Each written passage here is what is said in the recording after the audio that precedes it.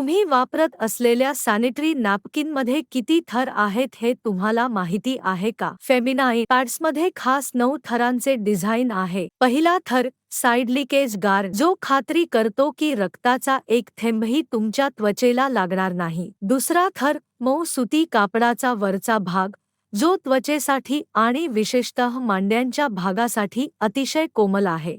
तिसरा थर एक खास पट्टी ज्यामध्ये उत्तम संरक्षणासाठी 9 लेयर टेक्नॉलॉजी वापरली आहे. चौथा थर उच्च दर्जाचे सर्जिकल कॉटन ज्यामुळे अधिक मौपणा मिळतो. पाचवा थर एअरलेड पेपर जो पैडचा आकार टिकवून ठेवतो.